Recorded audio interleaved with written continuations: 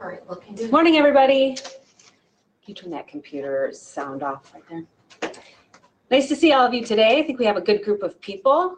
I don't know what just happened to my camera, but anyway, so glad to see you here today. Today we have our guest speaker, Sandy McCarthy. She is a librarian here at WCC, and she's going to discuss the career research at WCC with you and go over some of the information that will be upcoming and some of your assignments.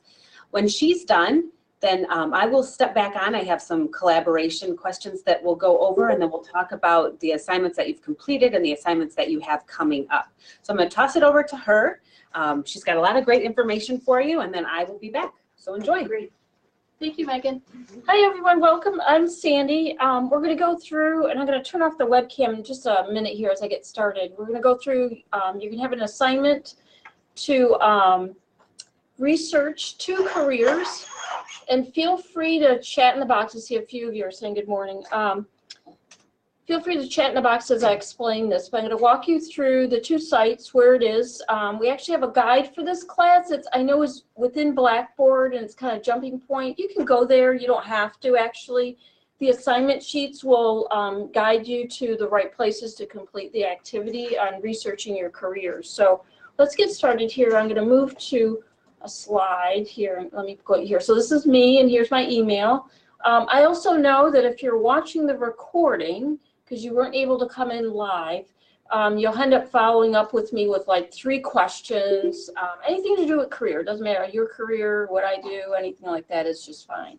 So I've got a slide here which shows a screenshot of the research guide, but I'm going to go there live actually. Let me pull this up. And everyone should be seeing, is this kind of lagging for everyone? Oh, people are asking if it's slow, meaning slow. Jacob's making a comment. Is it kind of lagging for everyone else? Is everyone good with the pace of the, maybe just give a thumbs up, some of you in the chat form before I go on. I heard they were having issues. I just heard people out there talking about things, but I didn't know what they were talking about. And I did downstairs a little glitchy. Okay, what do you mean by glitchy? It's good for Pamela. Lagging, glitchy. Is it streaming? Oh, it's good for me. Pamela said it's good. Maybe it's the streaming. It's good. I just meant the sound. Oh, it's cutting in and out. Okay. All right. It's okay. So just keep letting me know. I'll look at the chat box too as I'm talking. So I'm going to turn off my webcam right now. Just and we'll turn it back on so you'll see. Should be able to still see my screen. All right. So I'm on the library's homepage, and we have a guide for your class. It's within your Blackboard course. You may need it, you may not. And then I'll go to our explaining the activity of what you're going to do. So it's okay. All right. So on the library's homepage, which, by the way, the easiest way is always wccnet.edu/library. You get to the library's homepage, and there's a tab called Research Guides. And you just click on either of the orange links, which is Research Guide again. And you get to this screen, and it's by department. So this is ACS 151. So on the left-hand side, I have Academic Skills. And I click on it, and I'm going to find ACS 151 class, Student Success. So the guide will give you the links exactly to the 2 career sites that we're going to be using for this activity. There's also, you know, the copy of the activity here, but use the one you have in Blackboard is what you want to do. So the idea is you're going to be coming out to Occupational Outlook Handbook and ONET, and you're going to have a set of questions to answer about your career. And you're going to be doing this twice for 2 different careers that you're interested in. So it gives you great information. So let me get started with the Occupational Outlook Handbook. So I'm going to click on the link here on my site, Occupational Outlook Handbook, and it takes me here. To be honest with you, so even the link is also within your worksheet that you're going to do. The other piece is you can also Google Occupational Outlook Handbook. And you're going to pull it up that way too. So you're going to find the link here and you go to it, okay? So it's done by the government. It's an outstanding place. This used to be a print source. You had to use it in the library. It's online. And they update it a whole lot quicker than anything in the print. So they feature always a career, kind of rotates through. On the left-hand side, you have a broad section of education groups. That's this little section here. Whoops, my little pen went off. This section here that you're going to find. So let me clear that out. You're also going to find a kind of an interesting area about select occupations by like median pay, entry-level education, job training, things like that. So if you're unsure still with a second career, it's worth looking at some of these features. So otherwise, the site is really easy to use. So I'm going to use the box. So I'm picking on graphic designers as my example. And I'm going to type it in and click go. And you get a set of results using my terms. And the first one is the one I want. But notice down below, they're going to relate for you some other careers that kind of use my terms that are listed here. So I'm going to click graphic designers. And this is the piece you actually are going to find the answers to your questions of what's going on. So navigating it, the display of every career will look exactly like this, just with different information. It will start off with a summary, and in the summary, which is this right up front, you're going to find your median pay, and do understand the median pay is kind of like what's in the middle of a range of people with that salary. If you are unsure what some of these mean, there's a little blue bubble with a question mark. Click on that and it defines for you what is the median pay. So you're going to find that too. So let me erase my little board. Entry-level education. So I picked a graphic designer is actually a certificate and an associate's degree here at WCC. And they're actually saying you need a bachelor's degree. I do know lots of our students are very employable even with the certificate and actually the associate's degree also. So down below, job outlook, employment change. I'll show you these on the next screens, but you're going to get a snapshot of what's going on with this career path. So what do they do? You've got the second tab. What do graphic designers do? What are their duties? And it goes into more explanation where they might be working. Sometimes there's a video on this right-hand side where the image is located. So it depends on the career. This one just has images. I know some of the other ones you can watch a little video like a day in the life of, you know, whatever the career might be for doing that. So one thing about the duties, by the way, match that with your personal, you know, your own characteristics as far as like what you like doing, because this will play into whether this career you find is a good match. So work environment. Graphic designers, most of them are self-employed. Then it talks about specialized design centers and so on. So they're going to show you that piece listed in the chart. You're going to find some graphic numbers up here of how many jobs there are. And down below, you're going to find like a work schedule. And I think if mostly self-employed means you're kind of setting your own hours with what's going on there. Okay. So how to become a graphic designer or any career. This is going to talk about your education, what's required, other experience, if you need any kind of license or certification or, you know, any kind of registration that's by the state, and any advancement. They've got a section down below about important qualities. So this section here, pay close attention because you want to relate this back to kind of like who you are, and you see if that career kind of fits to your needs. So let me clear that out. The other part I did find, and I'll show it in the last tab, sometimes they have links out to national associations. Go out there. They give you even more information as a student and kind of get you to network. It's well worth taking a look at what's going on there. All right, so pay, very important. You want to make sure you can make a living when you get a job in your field. So they'll talk about the pay. You're going to have a couple charts, one kind of a visual. They're comparing graphic designers to art and design workers, and then total all occupation what the salary ranges. And then you've got a section here, this blue, the area I'm doing with advertising, public relations. The job is pretty much a lot of almost the same kind of a salary. But I got to highlight one piece. So we live in a very digital age. Printing and related support activities. The print world is getting smaller and smaller. So realize that even the one above it with the newspaper, it's like online mostly. So the market is more in that kind of an environment. And same with the graphic designers working on the web, for the web, with any company. All right. Pay outlook. You do want to look down below. There's a chart down here. And to me, this is like a low number, that 4%. So it looks like it doesn't have a huge growth.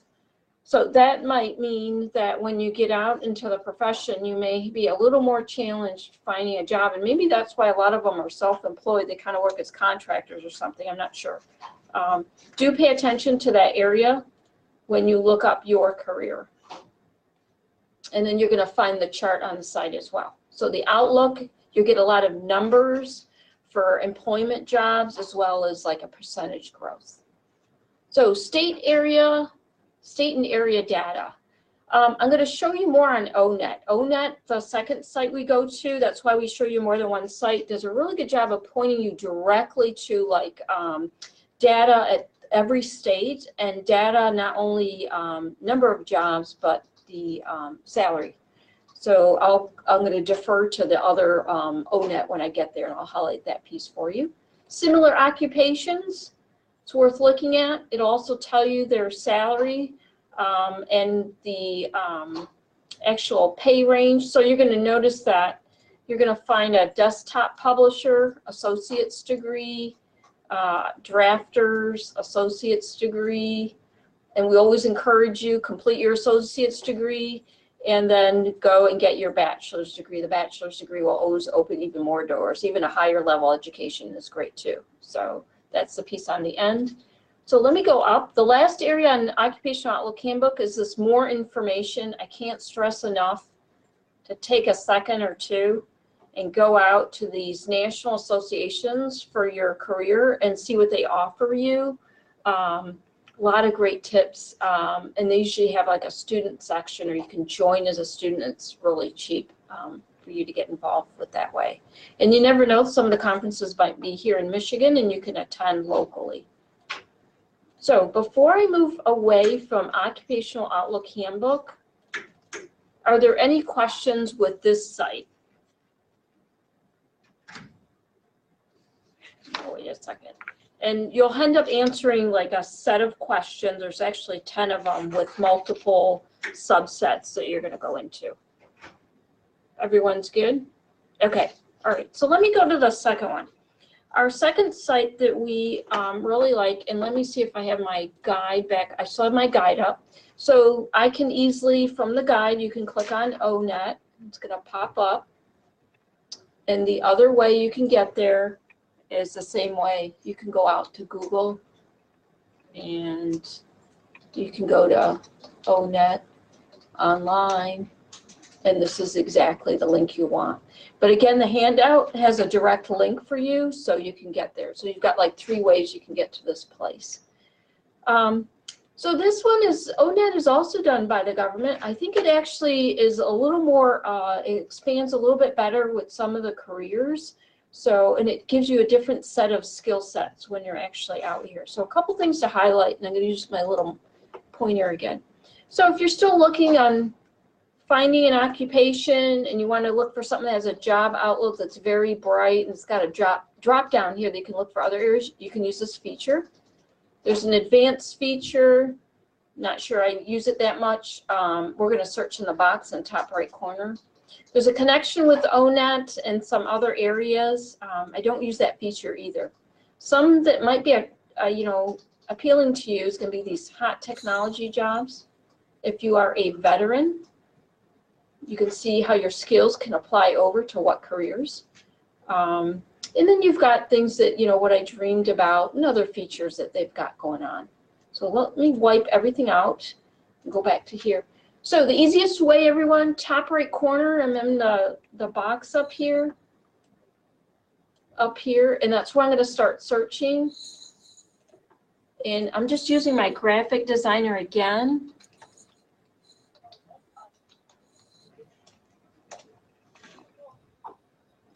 And here's my interesting results. So let's stay here a second. What I really want is the first result. I want to explain a couple things. So when you get a little green job, it's kind of like sustainable.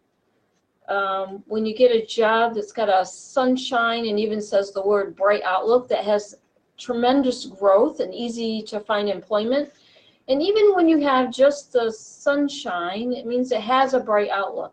So it's above average as far as like growth in the career, meaning it's easier for you to get a job when you actually graduate, and that is something you want to do.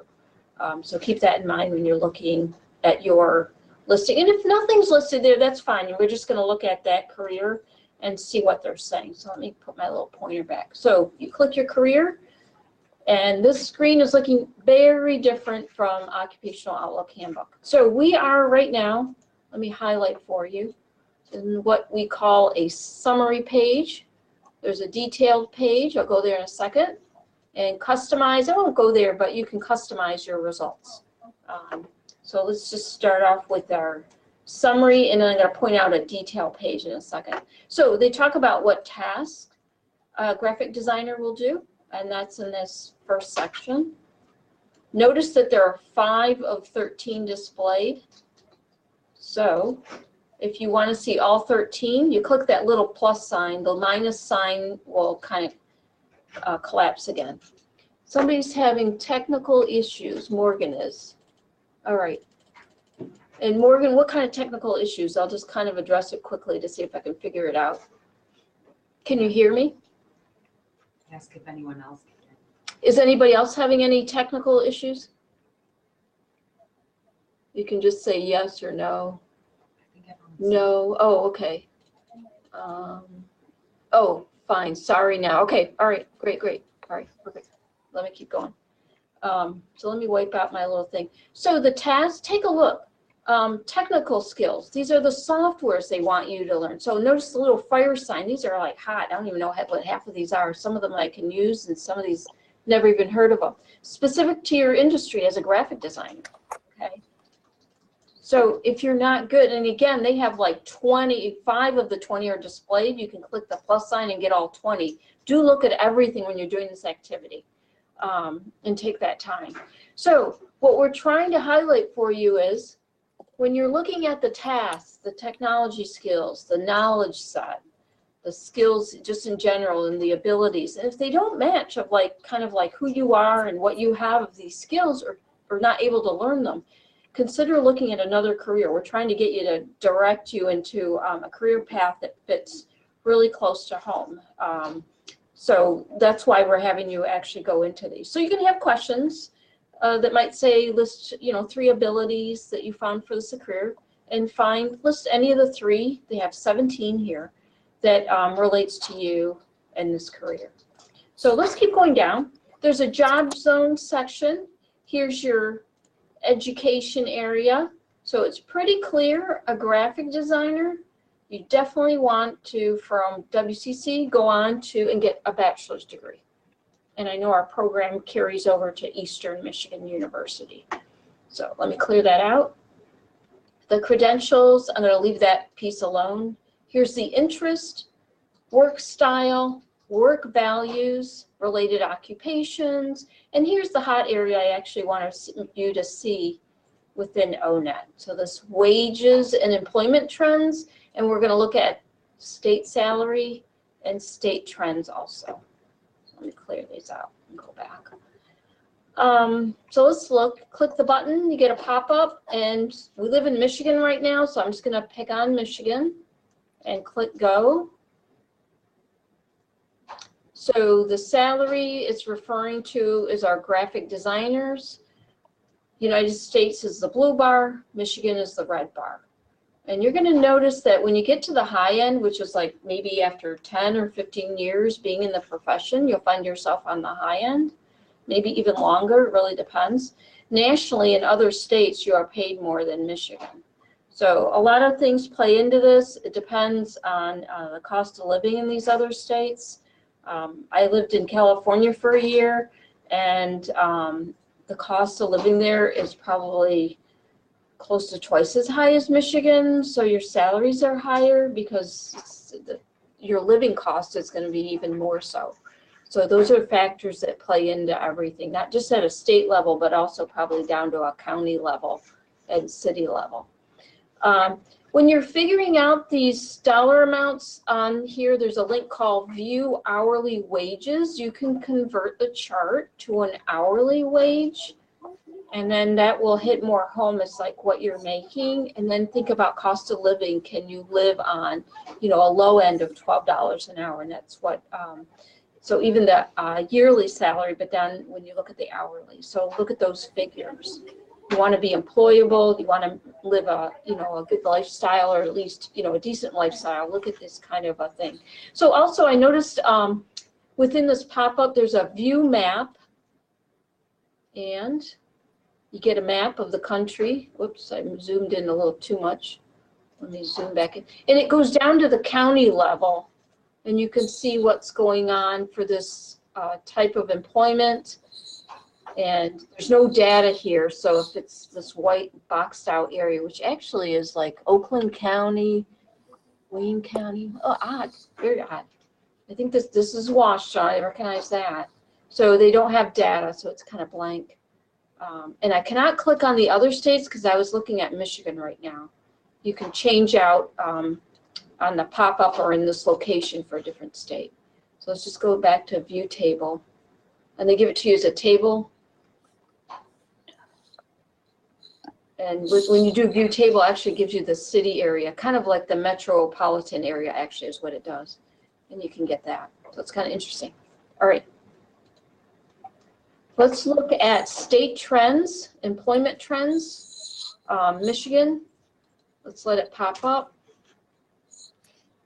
And same thing here. So United States, it's 4%. Michigan is still 4%. And I would think there's more than 730 job openings a year for graphic designers, but that's the number they're reporting out. So that's what I'm going to go with. So I'm kind of curious myself. I'm going to go back out and, oops, let me erase that. So I lived in California for a year, but I want to see what graphic designers are making out in California. And they have a 7% growth actually. So there's even more jobs out there. Notice some 3,700 jobs. And I didn't pick on the salary one. That's the one I want to look at. All right, so here's a good example for everybody. So notice that California makes more than the national average here of 82,000. They're making about 94,000. And I can't stress enough, the cost of living out there is, even on the low end is true. It's to do with the cost of living of mainly your housing more than anything. So if you're planning to move in a different state, look at those other states and look at those numbers. That's going to help you kind of hit home as to what you're in for. So this job actually plays extremely well out in California. And I do believe in Michigan as well. It's just the years of experience and where you're working. It all plays into everything that you are going into for a career. So down below, they also have a section, additional sources that you can look at, and do take the time to go there, even if there's no question. that's going to refer to that section. It is worth looking. And also we do have you look at areas of like your associations that are related to your career for doing it. So I'm trying to look at my notes. I want to make sure I covered all of these in here. Do realize that when one of the questions is asking you how much money will you make per month, that when you're looking at a salary, I'm just going to pick on California, and you have one large sum of $31,600, you would divide it by 12 and you're going to get your monthly income. So one of them will have you do a little math here to figure this out for doing it. Otherwise, you're going to have the two sites complement each other, and some of them will give you answers where the other one will not. And you can drill down to these sources. So are there any questions for me? Is it pretty clear? It's an easy assignment to get through, that you're going to find answers. And you can probably, you know, when I had a class, actually I had a similar class this week. I just want to highlight one thing. When a question is asking you what are the tasks or skills needed for a career, you do not have to reinvent what's listed here. We actually want you using what is listed on the site. It's not meant for you to revise in your own words. It is meant to use the content that's listed here. So just so that it's clear to everyone there. And also, just to reiterate, if you are watching this video because you weren't able to join live, you'll end up following up with me by email. And you'll find my email on this screen, which is just my last name, mccarthy@wccnet.edu. And you can, and I usually answer you back within a day or two at most. And you will also are to CC that email with your instructor, Megan Gort, and make sure to put her on that email as well. And I'll reply to everybody for doing it. All right, I'm going to do this, do that, and I'm going to go here. This is a screenshot of the activity, but it's you'll find it within your Blackboard course site, and you'll be fine. So I'm going to turn it back over. I'll put the webcam on just for a second for you. All right, thank you. Thank you so much. Yes, thanks to Sandy and all of that great information. I do have some collaboration questions that we're going to go through. So we'll keep this up here. If you could just use your the chat box here. You're going to answer question 1. What is one career website you have found useful and why? Maybe a second to type that in there.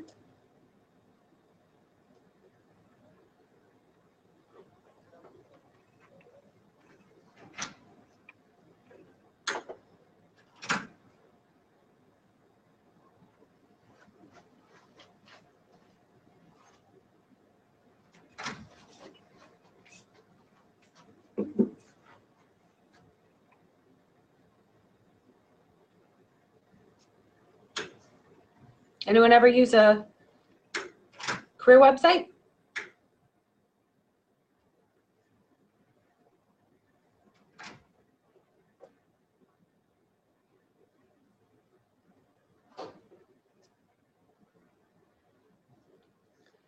So just a minute or so if you want to take a moment and type that in the chat box. One career website you have found useful and why? If you've never used one, you can say that you haven't used one before.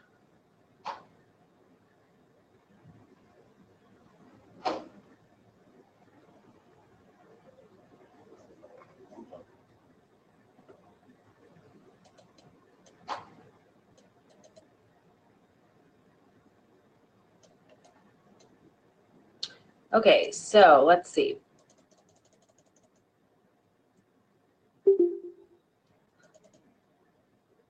So Jacob, you've used Career Cruising because it's very thorough. Stuart said careers.com. It seems to have good relevant information about job outlooks today and in the future. JobNet.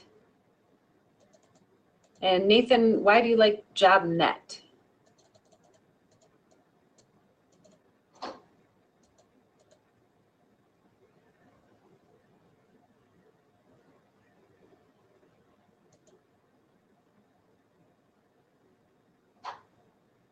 And then Morgan said ONET online. I don't believe I've ever heard of that before. First time was the assignment. Do you look forward to using one? That's great. Never. Indeed.com. Yes, great. And there are also a lot of other career websites that pertain to specific careers that you're looking for as well. Stuart said payscale.com, information about pay. That's very helpful, absolutely. Very good. Yeah, there's a lot of great, useful career websites out there. They're going to help you determine what types of career would be best for you, but also pay and the types of jobs in your geographical area as well. That's great. Okay, let's move on. Have you ever used monster.com?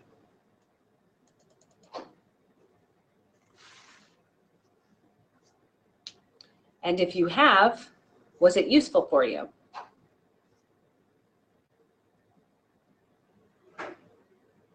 So a few of you, looks like you have.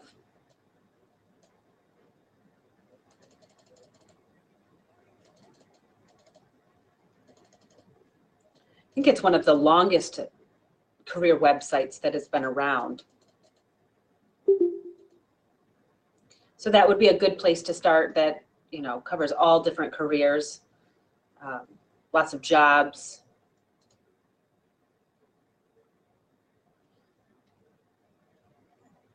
And then have you ever used LinkedIn?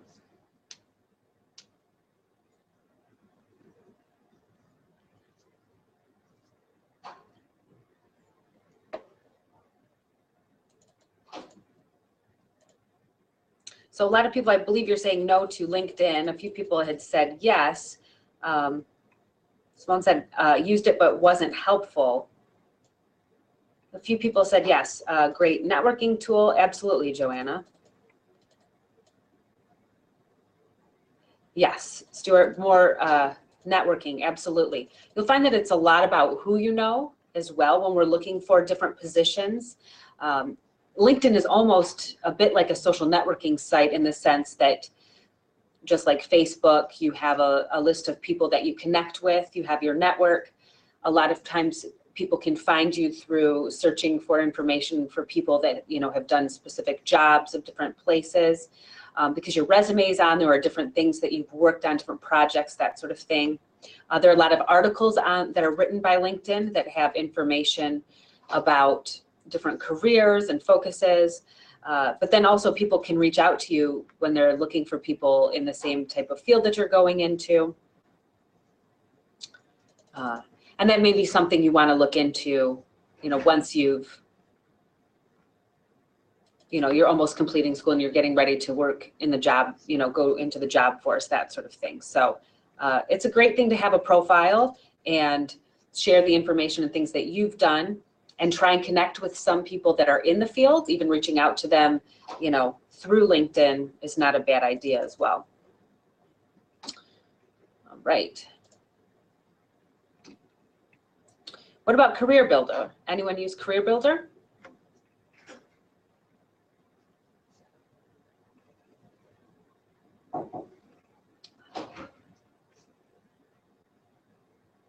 No?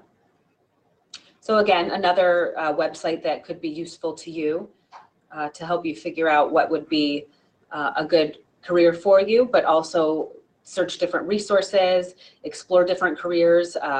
Again, you can add your resume to a lot of these different career websites when you're looking for different positions. You can browse jobs. So most of these, and we mentioned Indeed, someone mentioned Indeed, so a great one to find different jobs as well. Okay, do we have any specific questions? If you do, go ahead and type them into the chat box. If not, just put an N in there so I know you don't.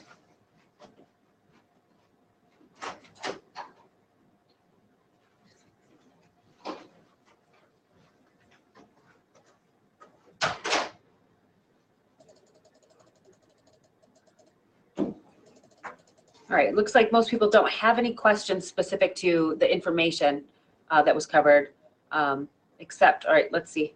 One just popped up there, hold on. Stuart, good question. Why do job postings rarely tell you the pay? Truthfully, I think they believe if they don't put it on there that they'll get more of a response from a lot of different people, because something that sometimes pay is something that can be negotiated when you're getting up into a higher pay scale. For the most part, you're going to see pay information if it's a job that may be a minimum wage type of position. But really, they want to determine what the pay should be based upon your education, based upon your past experience in that position. So that might be something that you can negotiate. So sometimes you'll see, like, they'll say between 25 and 35,000. So you may see that, and that would be based upon, you know, what you bring to the table. But other times they'll put negotiable because they want to discuss that with you, I would believe. All right, looks like no one else has any other questions. All right, so let's take a minute or two and just go over things that are due coming up. At the end of tomorrow at 11:59 p.m., Unit 2, Module 2 is due, which means you need to complete Journal 2, and you need to complete the time management planning for Unit 3. At this point, everything through Unit 2, Module 1 should be complete at this point. I believe I've put in most of those grades. If you let me know that you were going to be turning something in late, I still am going to put a 0 in there until I receive your assignment, and then I would go back in and change that. So make sure, even if you receive a 0, if you told me you were turning in something late, that you still submit that all through online. Again, make sure you are turning assignments in on time. There are a lot of missing assignments just for the little things here and there. So you want to make sure you stay on top of those things and pay attention to the Sunday and Wednesday deadlines at 11:59 p.m. for those assignments. Are there any questions on the upcoming assignments or anything that we've covered so far through the assignments? Just go ahead and you can type a no again. Let's see, I'm going to go back up here. Is it possible to know if you may have missed an assignment, Stuart? Okay, so if you go on Blackboard on the left-hand side, you'll find My Grades. You go click on the grade book, and all of the assignments are listed along the top, and you should be able to see what you've received in the ones that you've already completed, or the ones that are already that you've missed. You would have a 0 in. You can also pay attention to the schedule, which is going to help you know exactly what was due and if you've actually completed that or not. Does that help? Everything is in the grade book.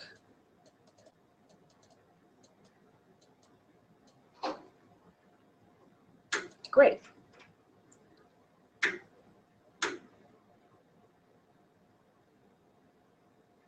Okay, so if you turned something late and notified you, how long would we expect to see the 0 replaced? Well, I grade everything every few days. I'm taking a look to see at what's turned in. So Blackboard notifies me when something has been uploaded or you've turned something in, and it shows me a little late box. And that's when I would go in and grade the assignment, and your 0 would be replaced. Good. Any other questions? So most of you are doing great, keeping up with everything. Just keep up that momentum. Everyone's doing a great job. We'll have another guest speaker next week. So make sure you get Unit 2, Module 2 done by tomorrow evening.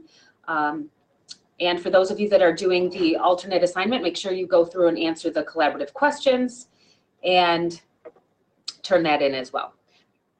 Perfect. So if there are no further questions, we are done for today. And feel free to email me if you have any questions. And I will talk to you next week. Thanks, everybody.